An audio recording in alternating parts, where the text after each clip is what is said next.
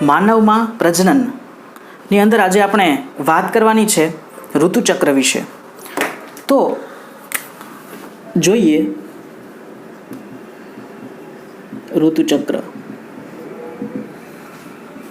આપણે અગાઉ જે સજીવોમાં પ્રજનન એ ચેપ્ટરની અંદર આપણે વાત કરેલી છે કે દરેક પ્રકારના પ્રાણીઓ છે એ પ્રજનન માટેની કોઈ એક ચોક્કસ પેટર્ન દર્શાવતા હોય છે. અને જે પ્રાઇમેટ્સ શ્રેણીના જે પ્રાણીઓ છે, સસ્તન વર્ગની એક શ્રેણી છે પ્રાઇમેટ, અને આ પ્રાઇમેટ શ્રેણીના અંદર જે સભ્યો આવે છે એની અંદર છે માનવ અને એપ. તો પ્રાઇમેટ્સની અંદર પ્રાઇમેટ્સ એટલે કોણ? તો કે એની અંદર માનવ અને એપ્સ, ચિમ્પાન્જી વગેરે જે વાનરો છે એ એપ્સની અંદર આવે છે. તો આ માનવ અને એપ્સ જે છે એની અંદર માદામાં પ્રજનન વય દરમિયાન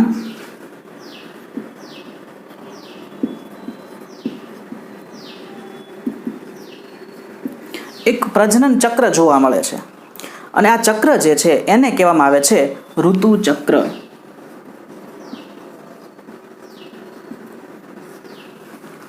આ ચક્ર જે છે એનો માણસની અંદર માનવની અંદર જે સમયગાળો છે એ છે 28 દિવસનો, એટલે કે લગભગ મહિનાની આસપાસ. એટલા માટે આ જે ચક્ર છે એને માસિક ચક્ર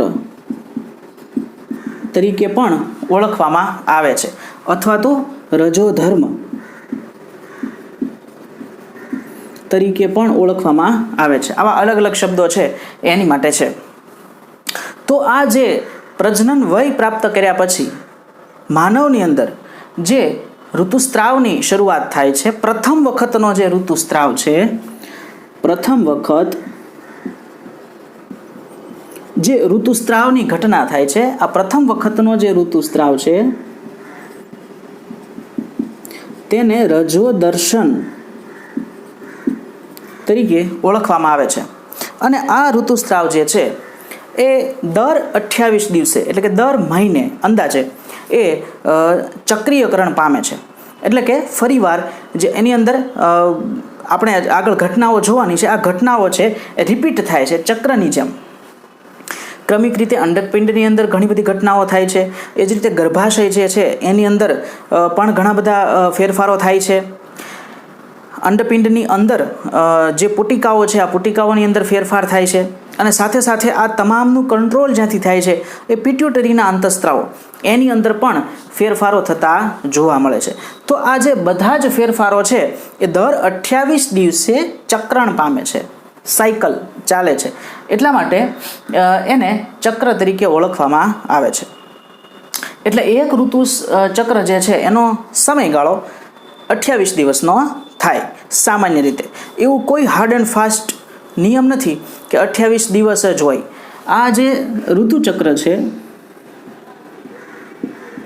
એ 28 ± 4 પ્રકારનું હોઈ શકે. એટલે કે ઘણીવાર શારીરિક પરિસ્થિતિને ધ્યાનમાં રાખતા માદાની અંદર 28 કરતાં ઓછા ચારેક દિવસ પણ હોઈ શકે અને 28 કરતાં વધારે ચારેક દિવસો પણ હોઈ શકે.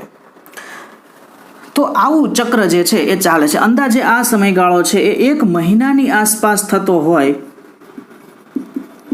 એટલા માટે તેને માસિક ચક્ર તરીકે પણ ઓળખવામાં આવે છે. હવે વાત કરીએ તો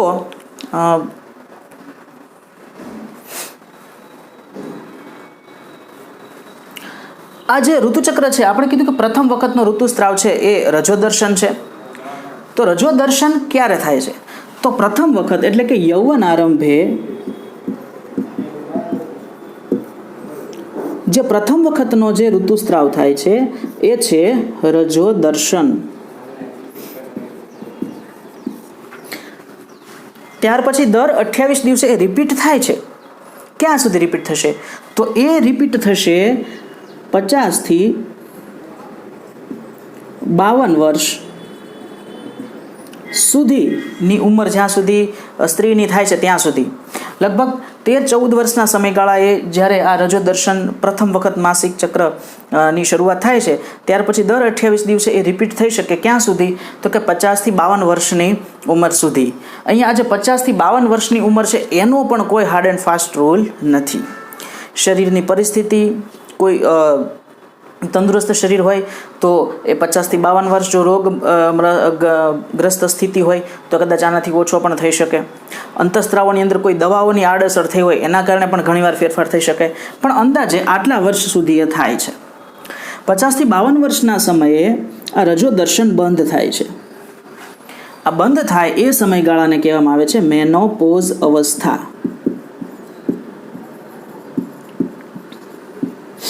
સ્ત્રીની અંદર આ મેનોપોઝ અવસ્થા છે એ લગભગ 50 વર્ષની આજુબાજુ જોવા મળતી હોય. મતલબ કે અંડપિંડમાંથી હવે કોઈ દ્વિતીય પૂર્વ અંડકોષ છૂટો પડતો નથી. આપણે આગળ જોઈશું કે ઋતુચક્રની દરમિયાન, ઋતુચક્રની બરોબર મધ્યમાં જે અંડપિંડ છે એમાંથી અંડપાતની ઘટના થાય છે. આપણે આગળના લેક્ચરમાં જોયું કે અંડપિંડમાંથી ગ્રાફિયન પુટિકા તૂટે અને એમાંથી અંડકોષની મુક્તિ થાય છે. એટલે ખરેખર શું થાય છે આમાં? તો કે અહીંયા અંડપાતની ઘટના થાય. અંડપાત એટલે શું? તો કે ગ્રાફિયન પુટિકા તૂટે અને એમાંથી દ્વિતીય પૂર્વ અંડકોષની મુક્તિ થાય. આ દ્વિતીય પૂર્વ અંડકોષ દર 28 દિવસે એક અંડપિંડમાંથી મુક્ત થાય. આપણે આગળના લેક્ચરમાં પણ વાત કરી કે આ ઘટના છે એ લગભગ 50 વર્ષના સમયગાળા સુધી થતી હોય. ત્યાર પછી ત્યાં સુધીમાં અંડપિંડની અંદરની તમામ જે પ્રાથમિક પુટિકાઓ છે અને એની અંદરના પ્રાથમિક પૂર્વ અંડકોષ છે એ જે ધીમે ધીમે જેની સંખ્યામાં સતત ઘટાડો થઈ રહ્યો છે એ નાશ પામી ચૂક્યા હોય છે. અંડપિંડની અંદર હવે એકેય પ્રાથમિક પૂર્વ અંડકોષ જોવા મળતો નથી. એટલે નથી કોઈ પ્રાથમિક, દ્વિતીય કે તૃતીય પુટિકા રચાતી કે નથી કોઈ અંડપાત થતો. એટલે અહીંયા લગભગ આ ઘટના જે છે એ બંધ થઈ જાય છે ઋતુસ્રાવની, અને આ અવસ્થાને કહે છે મેનોપોઝ અવસ્થા. આ મેનોપોઝ અવસ્થા છે એ દરમિયાન સ્ત્રીની અંદર અંડપિંડમાંથી અંડકોષ ઉત્પન્ન થવાનું બંધ થઈ જાય છે અને એના કારણે ઘણા અંતઃસ્ત્રાવના ફેરફારો થાય છે. અંતઃસ્ત્રાવી ફેરફારો.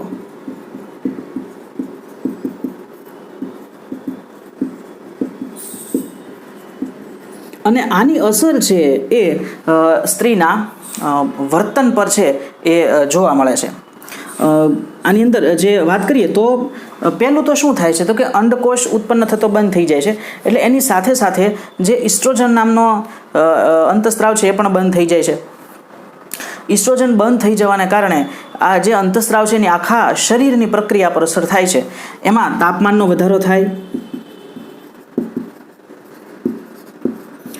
સ્ત્રીનું શરીર છે એ હોય એના કરતાં થોડુંક વધારે 1-8 ડિગ્રી છે એ સતત ગરમ રહે છે અને એની આખી જે અસર છે એ ફેસ પર થાય છે અને એમાં ઘણા બધા ચેન્જીસ થાય છે. એ આપણે અત્યારે જોવાનું નથી. બીજું છે કે સ્વભાવમાં ફેર પડે છે. સ્વભાવ છે એ ઉગ્ર થઈ જાય છે, ચીડિયો થઈ જાય છે, વાતમાં ખીજાઈ જાય. આવું બધું છે એ આ અવસ્થામાં થતું હોય છે. અસુરક્ષાનો ભાવ એને અંદરથી લાગ્યા કરે. તો આવી માનસિક અવસ્થા જે છે એ બહુ 1-8 વર્ષ પૂરતી રહેતી હોય છે. તો આ જે છે એ મેનોપોઝ અવસ્થા જેને કહેવામાં આવે છે. હવે તો કે યૌવન આરંભે રજોદર્શન શરૂ થયું તો શું એ સતત મેનોપોઝ અવસ્થા પ્રાપ્ત થાય ત્યાં સુધી સતત ચાલ્યા જ કરે દર 28 દિવસે અંડકોષ ઉત્પન્ન થાય જ તે? તો એનો જવાબ છે હા અને ના, બંને. ઘણીવાર જો આ રજોદર્શન છે એ સ્ટોપ પણ થઈ શકે. એટલે કે ઋતુસ્રાવ જે માસિક ચક્ર છે એની અંદર બ્રેકેજ પણ આવે છે. ક્યારે બ્રેકેજ આવી શકે? તો કે જો સ્ત્રી ગર્ભવતી બને તો, મતલબ કે ગર્ભાવસ્થા દરમિયાન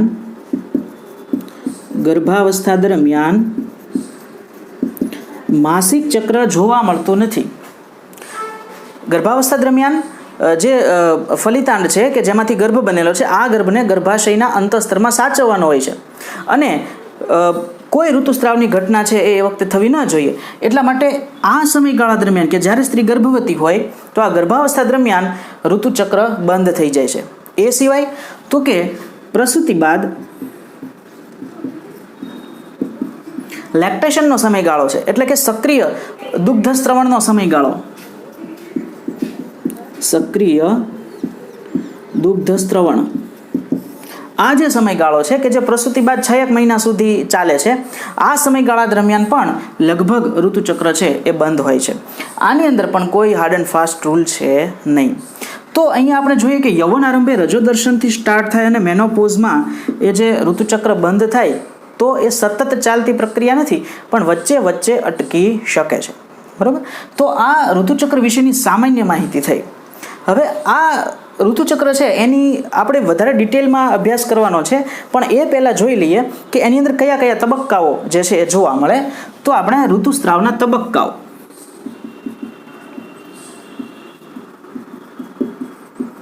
ઋતુસ્ત્રાવના તબક્કાઓ, તો એમાં પહેલા જ તબક્કાની વાત કરીએ. ઋતુસ્ત્રાવની અંદર શું થાય છે? તો પહેલો તબક્કો છે એ જ તે છે ઋતુસ્ત્રાવનો તબક્કો. ઋતુસ્ત્રાવ તબક્કો કે જે લગભગ 3 થી 5 દિવસ સુધી હોઈ શકે છે. આ તબક્કા દરમિયાન છે એ ગર્ભાશયનું અંતઃસ્તર તૂટતા ઘણો બધો રુધિર જે છે એ યોનિમાર્ગ વાટે બહાર આવતું હોય છે. તો એ ઋતુસ્ત્રાવનો તબક્કો છે કે જે સતત જે દરમિયાન જે છે એ બ્લીડિંગ થતું હોય છે. ત્યાર પછીનો તબક્કો જે આવે છે અને એ તબક્કો જેને કહેવામાં આવે છે પુટિકીય તબક્કો.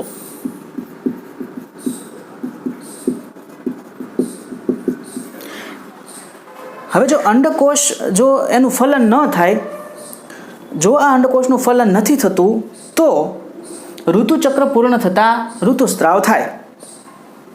બરાબર. તો જ કન્ટિન્યુએશન ચાલશે. જો ફલન થઈ જાય એટલે કે ગર્ભવતી બને તો અહીંયા આ ઋતુચક્ર બંધ થઈ જાય છે.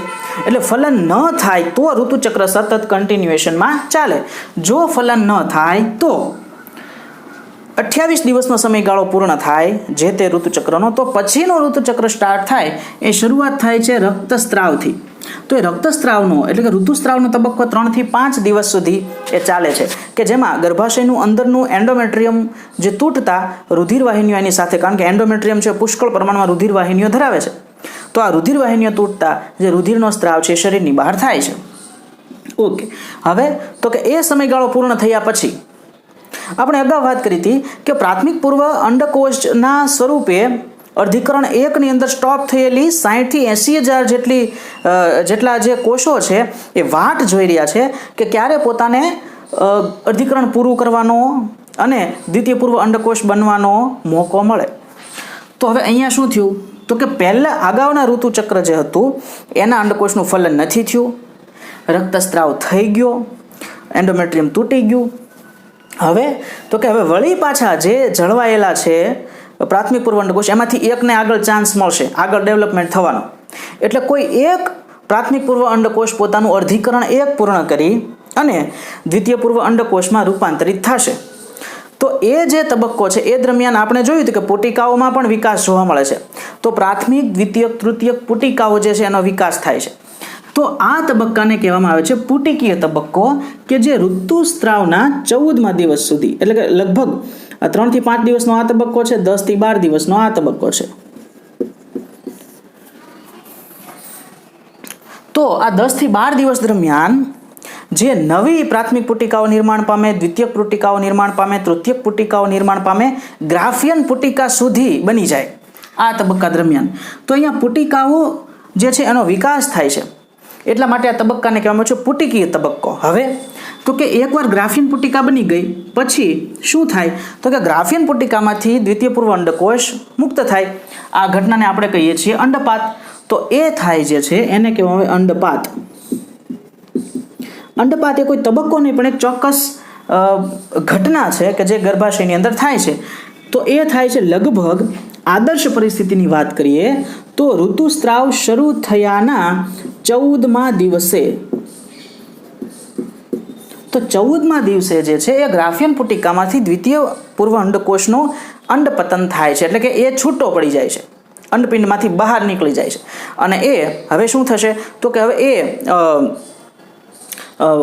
જે ફેલોપિયન નિવાપ જે છે, અંડવાહિની નિવાપ, આ નિવાપની અંદર ઉપર રહેલી ફિમ્બ્રી દ્વારા એને પકડવાની પ્રક્રિયા કરવામાં આવશે અને એને તુંબિકાની અંદર જાળવવામાં આવશે.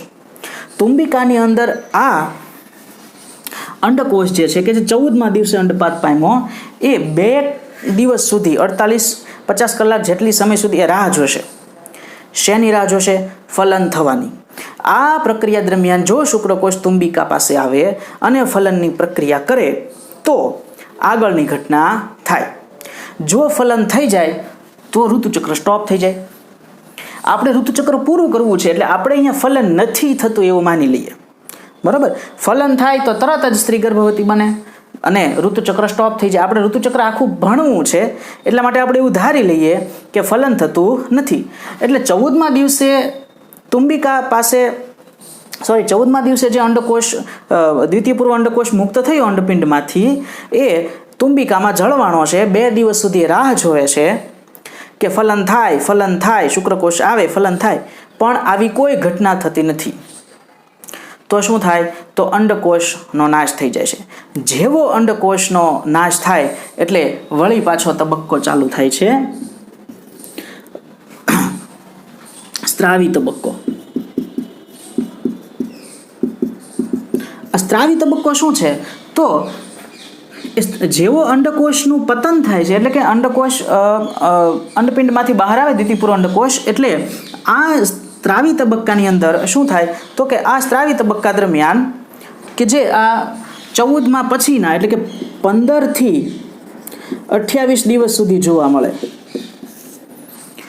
આ સ્ત્રાવી તબક્કો જે છે એની અંદર ગર્ભાશયનું જે અંદરનું પડ છે એ વધારે મોટું થાય છે. કારણ કે જે ગ્રાફિયન પુટિકામાંથી દ્વિતીય પૂર્વ અંડકોષ ઉત્પન્ન થયો એટલે આ પુટિકા તૂટી જાય. આ પુટિકા તૂટે તો જ એમાંથી દ્વિતીય પૂર્વ અંડકોષ બહાર આવે. આ તૂટેલી પુટિકા જે છે એને કહેવામાં આવે કોર્પસ લ્યુટિયમ. અને આ કોર્પસ લ્યુટિયમ છે એ પ્રોજેસ્ટેરોન અંતઃસ્ત્રાવનો સ્ત્રાવ કરે એટલા માટે આને કહેવાય સ્ત્રાવી તબક્કો. અને આ પ્રોજેસ્ટેરોન અંતઃસ્ત્રાવનો સ્ત્રાવ થતાં એ પ્રોજેસ્ટેરોન અંતઃસ્ત્રાવ ગર્ભાશયની જે અંદરની દિવાલ એન્ડોમેટ્રિયમનું સાઇઝ ખૂબ વધારી દે. કારણ કે એ તો રાહ જોઈ રહ્યું છે કે હમણાં ઉપર ફલન થશે અને ગર્ભ પોતાની મોરુલા અવસ્થા આપણે આગળ જોઈશું કે ફલિતાંડ સીધું આવીને ગર્ભાશયમાં સ્થાપિત નથી થતું. ગર્ભનો અમુક વિકાસ અંડવાહિનીની અંદર જ થઈ જાય છે, પછી ગર્ભ આવીને સ્થાપિત થાય છે. તો એ ક્યાં સુધી રાહ જોવે? તો એ 28મા દિવસ સુધી રાહ જોવે છે કે અહીંયા 14મા દિવસે છૂટો પડેલો દ્વિતીય પૂર્વ અંડકોષ એનું ફલન થયું હશે અને એ પાછો આવશે, પણ ફલન તો થયું નથી. અંડકોષ જે છે એ 2 દિવસ રાહ જોઈ અને મૃત્યુ પામ્યો, ફલન થયું નહીં. અહીંયા ગર્ભાશયનું અંતઃપટલ છે 28મા દિવસ સુધી રાહ જોવે કે હમણાં આવશે, હમણાં ગર્ભ આવશે, આવતો નથી. અને છેવટે 28મા દિવસે એને ખબર પડી જાય છે કે હવે એ આવવાનો નથી. અને એટલા માટે આ ખાલી જનરલ વાત છે, પણ અંતઃસ્ત્રાવની અંદર ફેરફાર થાય અને એના કારણે થઈ અને વળી પાછું પ્રોજેસ્ટેરોનનું લેવલ એટલું બધું ડાઉન થઈ જાય કે જેના કારણે ગર્ભાશયનું અંતઃપટલ તૂટી જાય. તૂટે એટલે ક્યારે તૂટે? તો કે લગભગ 28મા દિવસે તૂટે એટલે રક્તસ્ત્રાવ સ્ટાર્ટ થાય ને વળી પાછો પહેલો તબક્કો સ્ટાર્ટ થઈ જાય. તો આ રીતે 4 તબક્કાઓ જે છે એ આપણે હવે વિગતવાર જે છે એ ગ્રાફની મદદથી જોઈએ. તો અહીંયા એક ગ્રાફ જે છે એ દોર્યો છે અને ગ્રાફની અંદર આપણે જોવાનું છે કે ઋતુચક્રના અહીંયા આપણે ગ્રાફની અંદર દિવસો લખશું. દિવસો,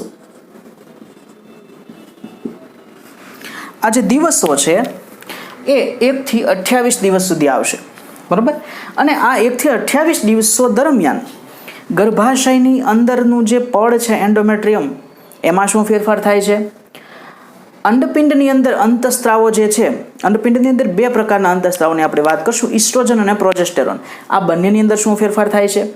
અંડપિંડની અંદર રચનાકીય રીતે શું ઘટના થાય છે, એટલે કે અંદરની જે પુટિકાઓ છે એમાં શું ફેરફાર થાય છે એ આપણે જોશું. સાથે સાથે મગજની અંદરની જે સૌથી પહેલું સંચાલન જે કરે છે આ પિટ્યુટરીની અંદર જે અંતઃસ્ત્રાવો જેની અંદર આપણે ફોલિકલ સ્ટિમ્યુલેટિંગ હોર્મોન FSH અને LH ની વાત કરશું, એની અંદર શું ફેરફાર થાય છે એની વાત આપણે જે છે એ કરવાના છીએ. તો સૌપ્રથમ આપણે જોઈએ કે પહેલો તબક્કો કે જે 1 થી 3 દિવસ સુધી ચાલે છે એ પહેલો તબક્કો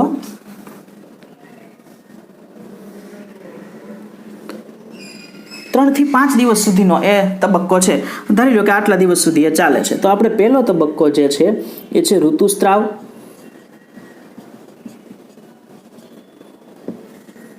તબક્કો આ ઋતુસ્ત્રાવ તબક્કો જે છે એ દરમિયાન દરેકની અંદર શું ફેરફાર થાય છે?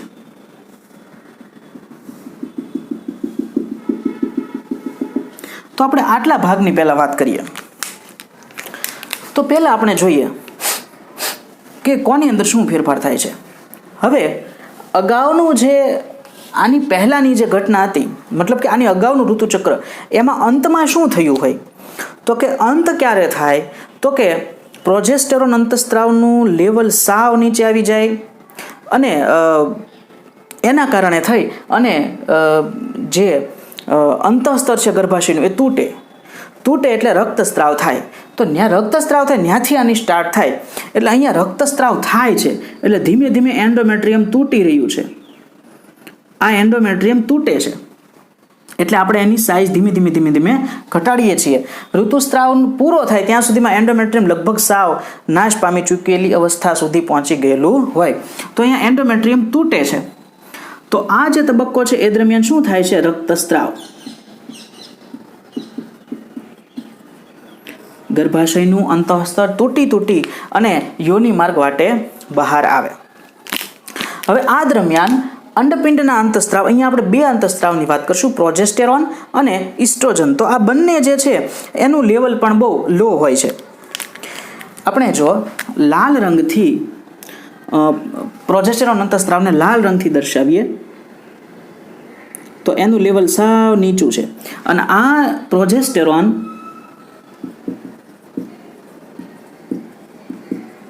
નું લો લેવલ છે એના કારણે જ ખરેખર આ રક્તસ્ત્રાવ છે એ થયો છે. બીજો અંતસ્ત્રાવ છે ઇસ્ટ્રોજન, કે આ ઇસ્ટ્રોજન અંતસ્ત્રાવ છે એ પુટિકાઓના વિકાસને પ્રેરતો હોય છે.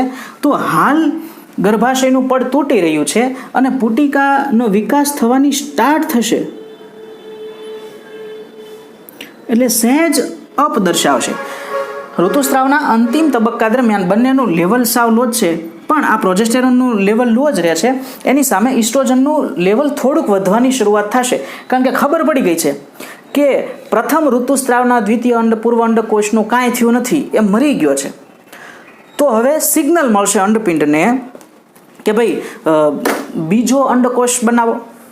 બીજા અંડકોષના નિર્માણ માટેનું, બીજા દ્વિતીય પૂર્વ અંડકોષના વિભાજન માટેનું સિગ્નલ મળશે અને સાથે સાથે પુટિકાનો વિકાસ થશે.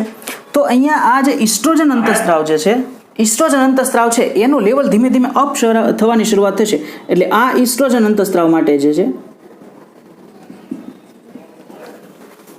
ઇસ્ટ્રોજન અંતસ્ત્રાવ, બરાબર, એનું લેવલ થોડુંક ઊંચું થવાની શરૂઆત થશે. હવે અંડપિંડની અંદર શું ઘટના થાય છે? તો કે બધી જ જે પ્રાથમિક પૂર્વ અંડકોષ હતા એ પ્રાથમિક પૂર્વ અંડકોષમાંથી હજી એકાદને ચાન્સ મળવાની શરૂઆત થશે. એટલે આ જ્યારે પૂરું થવાનું હોય ત્યારે એકાદ પુટિકા જે છે એ પ્રાથમિક પુટિકા સ્વરૂપે જોવા મળે. એટલે અહીંયા જોવા મળશે પ્રાથમિક પુટિકા, બરાબર. હવે અત્યારે આ વખતે પિટ્યુટરીના સ્ત્રાવોનું શું લેવલ હશે? આ પિટ્યુટરીના સ્ત્રાવો જે છે એ બે પ્રકારના સ્ત્રાવોની આપણે વાત કરશું. એક છે ફોલિકલ સ્ટિમ્યુલેટિંગ હોર્મોન FSH. આપણે FSHની વાત કરીએ તો FSH છે એનું લેવલ ધીમે ધીમે વધતું જશે, કારણ કે ખબર પડી છે કે ભાઈ અગાઉનો જે અંડકોષ હતો એ નાશ પામ્યો છે અને નવું ફોલિકલ એટલે કે નવી પુટિકા બનાવવાની છે. તો આ પુટિકાઓના નિર્માણ માટે જવાબદાર ફોલિકલ સ્ટિમ્યુલેટિંગ હોર્મોન. આપણે સાથે સાથે હોર્મોનનું કામ પણ લખતા જઈએ કે FSHનું શું કામ છે. FSH છે એ નવી પુટિકાના નિર્માણ માટે જવાબદાર છે. તો નવી પુટિકા બનાવવી પડશે. તો આ નવી પુટિકા, આ જે FSHનું લેવલ વધે એટલે જ આ પ્રાથમિક પુટિકાનું નિર્માણ સ્ટાર્ટ થાય છે. અને આ પ્રાથમિક પુટિકા જે છે એના નિર્માણની સાથે જ ઇસ્ટ્રોજનનું પ્રમાણ પણ થોડુંક છે એ વધે છે, કારણ કે FSH છે એને કારણે નવી પુટિકા બનશે. આ નવી પુટિકામાંથી ઇસ્ટ્રોજન અંતસ્ત્રાવનો સ્ત્રાવ થશે. એટલે FSH નું લેવલ વધે એટલે નવી પુટિકા નિર્માણ પામે એટલે ઇસ્ટ્રોજનનું લેવલ વધે. તો હવે અહીંયા ઇસ્ટ્રોજનનું લેવલ છે એ વધશે. ઓકે, તો આ જે છે આપણે ફોલિકલ સ્ટિમ્યુલેટિંગ હોર્મોનની વાત કરી FSH. એક બીજો હોર્મોન છે લ્યુટિનાઇઝિંગ હોર્મોન LH. આ LH નું કામ જે છે એક બીજા અંતસ્ત્રાવની આપણે વાત કરીશું. LH luteinising hormone. આ લ્યુટિનાઇઝિંગ હોર્મોન છે એનું કામ છે અંડપાત દર્શાવવાનું, અંડપાતની ક્રિયા. એટલે કે ગ્રાફિયન પુટિકાને તોડીને એમાંથી દ્વિતીય પૂર્વ અંડકોષને બહાર કાઢવાની ક્રિયા છે એ આ LH કરશે, લ્યુટિનાઇઝિંગ હોર્મોન. આ લ્યુટિનાઇઝિંગ હોર્મોનનું પ્રમાણ હમણાં ડાઉન હશે, કારણ કે અત્યારે હજી ગ્રાફિયન પુટિકા તોડવાની થઈ નથી. એટલે આ જે LH નું પ્રમાણ છે એ હજી નીચું જશે, બરાબર, અને ફોલિકલ સ્ટિમ્યુલેટિંગ હોર્મોનનું પ્રમાણ વધશે. હવે ત્યાર પછીનો તબક્કાની વાત કરીએ તો બીજો તબક્કો છે પુટિકીય તબક્કો. ઋતુસ્ત્રાવ પૂરો થઈ ગયો છે, અંતઃસ્તર નાશ પામ્યું છે.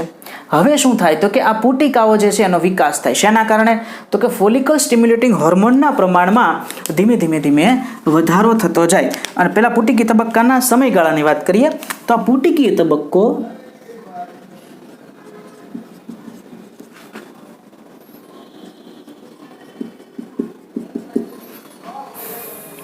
ધારો કે અહીંયા સુધી છે પુટિકીય તબક્કો, બરાબર. તો આ પુટિકીય તબક્કા દરમિયાન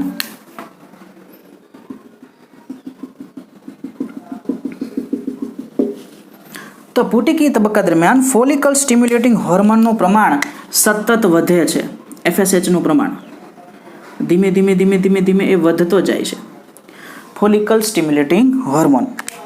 અને લ્યુટિનાઇઝિંગ હોર્મોન છે એ પણ હવે એની સાથે સાથે ધીમે ધીમે વધવાનું સ્ટાર્ટ કરશે. બંને વધે છે, બરોબર, કારણ કે હવે એ સમયગાળો નજીક છે કે અંડપાતની પ્રક્રિયા કરવી પડે, બરોબર. હવે આ જે પુટિકીય તબક્કો જે છે એ 10 થી 12 દિવસનો સમયગાળો છે. આ તબક્કા દરમિયાન લ્યુટિનાઇઝિંગ હોર્મોન પણ વધે છે અને ફોલિકલ સ્ટિમ્યુલેટિંગ હોર્મોન વધે છે. ફોલિકલ સ્ટિમ્યુલેટિંગ હોર્મોન FSH જેવો વધે એટલે શું થાય તો કે પુટિકાઓનો વિકાસ થઈ જાય. પ્રાથમિક પુટિકામાંથી હવે દ્વિતીયક પુટિકા બની જાય. દ્વિતીયક પુટિકાની અંદર થી પછી તૃતીયક પુટિકા બની જાય એટલે દ્વિતીય પૂર્વ અંડકોષનું નિર્માણ થઈ જાય, બરાબર, આવી રીતે. અને અહીંયા સુધીમાં તો ગ્રાફિયન પુટિકા સંપૂર્ણપણે બની જાય. ગ્રાફિયન પુટિકા એની અંદરનો અંડકોષ, અને આ અંડકોષ છે કે આપણે શા માટે આ બંનેને અલગ પાડી શકીએ તો અંડકોષની ફરતે ઝોના પેલ્યુસિડાનું સ્તર બની જાય છે. તો આ રીતે પુટિકાઓ જે છે એ વિકસિત થઈ જાય છે.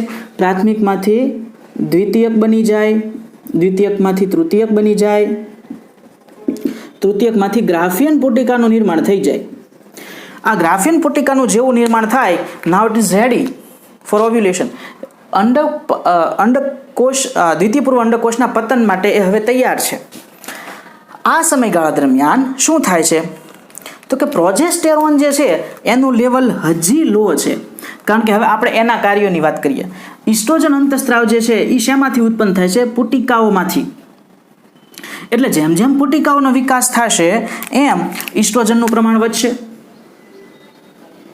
એટલે ઇસ્ટ્રોજનનું પ્રમાણ અહીંયા પીક ઉપર પહોંચી જાય, ટોચ ઉપર પહોંચી જાય, કારણ કે ગ્રાફિયન પુટિકા મેક્સિમમ હવે બની ગઈ છે.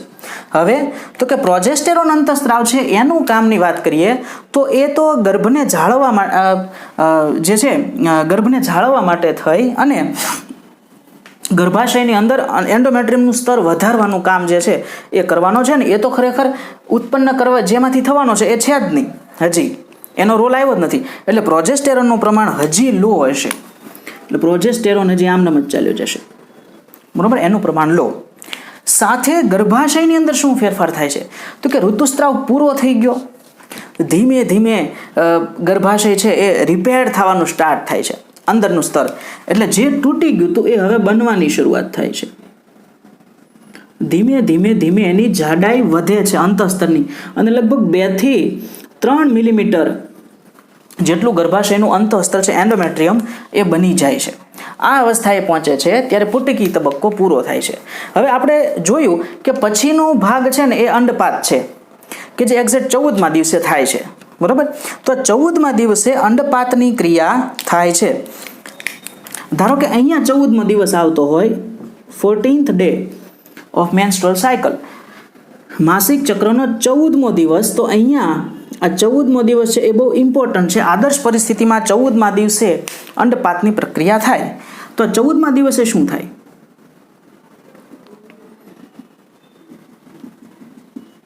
તો આપણે અહીંયા 14મો દિવસ દર્શાવવો છે. તો આ 14મા દિવસે આપણને ખબર છે અંડપાત થાય છે. કોના કારણે થાય છે એ જોઈએ, બરાબર. હવે શું થાય છે તો કે પહેલા ફોલિકલ સ્ટિમ્યુલેટિંગ હોર્મોનની વાત કરીએ, FSH ની. એનું કામ છે નવી પુટિકા બનાવવાનું. શું હવે નવી કોઈ પુટિકા બનાવવાની જરૂરિયાત છે?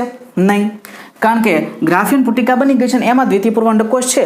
આપણને ખ્યાલ છે કે જેટલા જનન માતૃકોષ પડ્યા છે 60 થી 80,000 શરૂઆતના તબક્કામાં, ધીમે ધીમે ઘટતા જતા હોય, આ જનન માતૃકોષના જથ્થામાંથી કોઈ એકને જ ચાન્સ મળે છે આગળ વધવાનો. એટલે અત્યારે નવી કોઈ પુટિકાનું નિર્માણ કરવાનું નથી. એટલે શું થાય તો કે ફોલિકલ સ્ટિમ્યુલેટિંગ હોર્મોન એ ડાઉન થાય. હવે જ્યાં સુધી નવી પુટિકા બનાવવાનું નહીં થાય, એટલે કે નવા ઋતુચક્રની શરૂઆત નહીં થાય ત્યાં સુધી એનો કોઈ રોલ નથી. એટલે એ હવે ડાઉન થઈ ગયો. હવે લ્યુટિનાઇઝિંગ હોર્મોન એ અંડપાતની ક્રિયા કરશે અને આ જે ઘટના છે 14મા દિવસે થાય છે. તો અહીંયા રોલ છે LHનો. તો LH છે એ અહીંયા વધે છે અને એ એકદમ પીક ઉપર પહોંચી જાય છે, એટલે કે ટોચ ઉપર એનું કોન્સન્ટ્રેશન મેક્સિમમ રુધિરની અંદર જોવા મળે છે. આ બધા અંતઃસ્ત્રાવો પિટ્યુટરીમાં ઉત્પન્ન થયા છે, હોય છે ક્યાં? સ્ત્રીના બ્લડની અંદર, રુધિરમાં ભળેલા હોય છે. તો અહીંયા LH છે મેક્સિમમ લેવલે પહોંચી જાય છે અને મેક્સિમમ લેવલે જે LH પહોંચે રુધિરની અંદર, આ સાંદ્રતાને કહેવામાં આવે છે LH પરાકાષ્ઠા. LH પરાકાષ્ઠા. અને આ જે LH પરાકાષ્ઠા છે એ લગભગ એની અંદર રુધિરમાં 200 માઇક્રોગ્રામ પર ml, 1 ml રુધિરની અંદર 200 માઇક્રોગ્રામ જેટલી લ્યુટિનાઇઝિંગ હોર્મોનની માત્રા જે છે એ જોવા મળે છે. તો આ તબક્કાને કહેવામાં આવે LH પરાકાષ્ઠા. હવે જેવું LHનું પ્રમાણ મેક્સિમમ થાય, LH પરાકાષ્ઠાએ પોગે એટલે ગ્રાફિયન પુટિકા તૂટી જાય. હવે ગ્રાફિયન પુટિકા તૂટશે.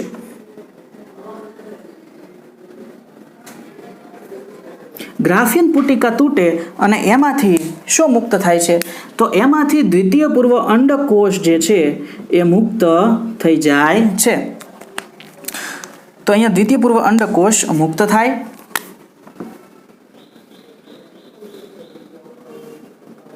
આ ઘટનાને કહેવામાં આવે અંડપાત. એટલે 14મા દિવસે આ ઘટના થઈ. આ ઘટના છે અંડપાત. તો અંડપાતની ઘટના અંડપિંડની અંદર થાય. અંડપાત થાય. હવે એ વખતે ઇસ્ટ્રોજન છે એ વળી હવે પાછો હવે એનું શું થશે? ડાઉન થશે. હવે આ ઇસ્ટ્રોજન છે, કારણ કે હવે નવી પુટિકા છે નહીં, આ ઇસ્ટ્રોજનનું પ્રમાણ હવે ડાઉન થશે, બરાબર. હવે તો કે પ્રોજેસ્ટેરોન જે છે એ હવે ધીમે ધીમે અપ થશે, કારણ કે આ જે પુટિકા તૂટે છે ને એ તૂટેલી પુટિકા જે છે હજી આપણે ધારી લઈએ કે હજી અપ નથી થતું, બરાબર, પણ એ હવે અપ થશે. તૂટેલી પુટિકા એની અંદર રોલ ભજવશે એટલે એને અપ થવાની આપણે શરૂઆત દેખાડી શકીએ. ઇસ્ટ્રોજન ડાઉન થાય, પ્રોજેસ્ટેરોન અપ થાય. સાથે સાથે અહીંયા હજી આ જ પ્રક્રિયા ચાલુ છે. ગર્ભાશયની અંદરની દિવાલ છે એ ધીમે ધીમે હવે પોતે વૃદ્ધિ પામતી જાય છે. હવે પછીનો જે તબક્કો જે છે એને સ્ત્રાવી તબક્કો તરીકે આપણે ઓળખીએ છીએ. તો હવે 14 થી માંડી, એટલે કે 14મા દિવસે અંડપાત થયો, 15માંથી માંડીને 15th day of menstrual cycle, 15મા દિવસથી ચાલુ કરી અને લાસ્ટ ડે 28th ડે, તો 15માંથી છેલ્લો દિવસ સુધીનો સમયગાળો છે એ છે સ્ત્રાવી તબક્કો. ધારી લો કે આ છેલ્લો દિવસ છે 28, બરાબર. હવે લ્યુટિનાઇઝિંગ હોર્મોન અંડકોષ પાત થઈ ગયો, એનું કામ પૂરું થઈ ગયું, એ ડાઉન થઈ જશે, એટલે હવે એ વળી પાછો ડાઉન થઈ જાય.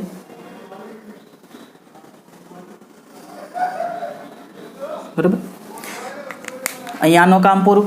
હવે જે અંડકોષ પતન થયું પછી હવે આ જે તૂટેલી અંડપુટિકા હતી, આ તૂટેલી અંડપુટિકા ફેરવાઈ જાય છે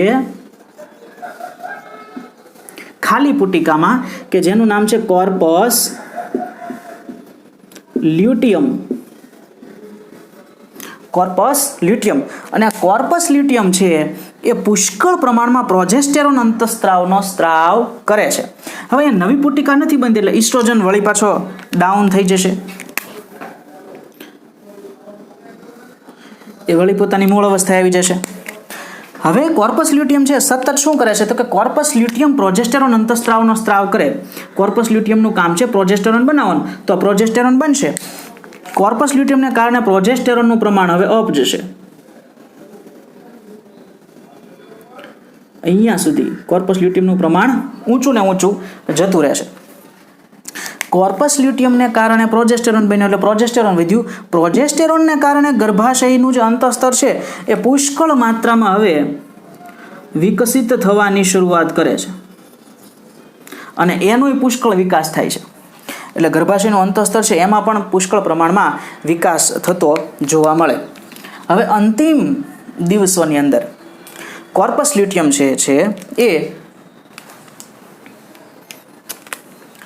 અંતિમ દિવસોમાં શું થાય છે, તો કે હવે છેલ્લા દિવસો નજીક છે, બરાબર. અને એ દરમિયાન હવે ખબર પડે છે કે દ્વિતીય પૂર્વ અંડકોષનું નિધન થઈ ચૂક્યું છે, ફલનની ઘટના થઈ નથી, ફલિતાંડ બન્યો નથી. હવે શું કરવું, તો હવે વળી પાછું બધું ડાઉન થાય છે. શું થાય, તો કે કોર્પસ લ્યુટિયમ જે છે એને પ્રોજેસ્ટેરોન બનાવવાનો છે. પ્રોજેસ્ટેરોનનું કાર્ય છે કે દ્વિતીય પૂર્વ અંડકોષમાંથી બનતા ફલનને પરિણામે બનતા ફલિતાંડ અને ગર્ભ એને જાળવવાનું. પણ ખબર પડી કે શહીદ થઈ ગયો છે દ્વિતીય પૂર્વ અંડકોષ, એ તો મરી ગયો છે અને હવે કોઈ ગર્ભ બની અને આવવાનો નથી ગર્ભાશય પાસે, તો ગર્ભાશયની દિવાલને વિસ્તારવાનો, મોટી કરવાનો કોઈ અર્થ નથી. એટલે પ્રોજેસ્ટેરોન ડાઉન, કોર્પસ લ્યુટિયમ છે ડાઉન થઈ જાય. એટલે કોર્પસ લ્યુટિયમ વિઘટન પામે અને આ કોર્પસ લ્યુટિયમ જે છે એ વિઘટન પામે, વિઘટન, અને એમાંથી બની જાય કોર્પસ આલ્બિકન્સ. કોર્પસ આલ્બિકન્સ ધીમે ધીમે એ સાવ નાશ પામે. જેમ આનું વિઘટન થાય એટલે એમાંથી ઉત્પન્ન થતા પ્રોજેસ્ટેરોનમાં પણ ઘટાડો થતો જાય અને જ્યારે કોર્પસ આલ્બિકન્સનું સંપૂર્ણ વિઘટન થઈ જાય ત્યારે પ્રોજેસ્ટેરોન વળી પાછું પોતાની ડાઉન સ્થિતિમાં આવી જાય. જેવો પ્રોજેસ્ટેરોન ડાઉન સ્થિતિમાં આવી ગયો એટલે પ્રોજેસ્ટેરોનને કારણે તે ગર્ભાશયનો અંતઃસ્તર છે આટલું બધું પ્રોલિફરેટિવ હતું, એટલે કે એ બહુ વિકસિત થયું હતું. કારણ કે એ એવું માનતું હતું કે ગર્ભ આવવાનો છે અને ગર્ભનું અહીંયા સ્થાપન કરવું પડશે, પણ હવે ગર્ભનું સ્થાપન નથી કરવાનું, ખબર પડી કે એ નથી જીવી શક્યો, તો કોર્પસ લ્યુટિયમનું વિઘટન થઈ ગયું, એના કારણે પ્રોજેસ્ટેરોન ડાઉન થઈ ગયો અને આની અસર હેઠળ હવે આ ગર્ભાશયનું પડ છે એ હવે લૂઝ થવાની શરૂઆત થશે અને છેવટે એ રક્તસ્ત્રાવની અંદર પરિણમશે. ક્યારે, તો કે ફાઇનલી એવું જાણી જશે કે હવે એને જીવવાની કે વધારે મોટું થવાની જરૂર નથી. તો 28મા દિવસે વળી આ તબક્કો શરૂ થશે, રક્તસ્ત્રાવનો તબક્કો. બરાબર. તો આ પ્રકારે ઋતુસ્ત્રાવની અંદર આ બધી ઘટનાઓ ચક્રીય રીતે સતત ચાલ્યા કરે. ક્યારે આ ચક્ર છે એ ચાલ્યા કરે, તો કે આ અંડકોષ જે છે દ્વિતીય પૂર્વ અંડકોષ એ મરી જાય તો આ ચાલ્યા કરે. પણ બીજી સિચ્યુએશન કે જો એ જીવી જાય તો, એટલે કે જીવી જાય મતલબ કે ફલન થઈ જાય અને ફલિતાંડ બની જાય તો શું થાય, તો ફલન થાય તો શું થાય એ આપણે જોઈએ. તો ફલન થાય તો કોર્પસ લ્યુટિયમ વિઘટન પામે નહીં, એટલે કોર્પસ લ્યુટિયમ જ રહે છેક સુધી અને એના કારણે આ પ્રોજેસ્ટેરોન અંતઃસ્ત્રાવ જો ફલન થાય તો ડાઉન થાય નહીં, તો એ વળી પાછો એના ઉચ્ચ તબક્કાએ જ રહે. તો ગર્ભાશય છે એની દિવાલ તૂટે નહીં, એની દિવાલ વળી એની સ્થિતિમાં રહે અને એ જે અહીંયા ફલન પામેલા અંડકોષમાંથી ઉત્પન્ન થયેલા ગર્ભને અહીંયા સ્થાપિત કરશે, એની અંદર સ્થાપિત કરશે. અને જ્યાં સુધી ગર્ભાવસ્થા હશે ત્યાં સુધી આ પ્રોજેસ્ટેરોન કોર્પસ લ્યુટિયમ વિઘટિત થશે ને ગર્ભાવસ્થા વહી જાય અને સાથે સાથે સક્રિય દુગ્ધ સ્ત્રવણનો તબક્કો પણ વયો જાય ત્યાં સુધી આ કોર્પસ લ્યુટિયમ જે છે એ એમનેમ જળવાયેલું રહે. એના કારણે પ્રોજેસ્ટેરોનનું પ્રમાણ ઊંચું ને ઊંચું જોવા મળે, એટલે ગર્ભાશયની દિવાલ તૂટે જ નહીં અને એના કારણે રક્તસ્રાવ થતો નથી, ઋતુચક્ર બંધ થઈ જાય છે.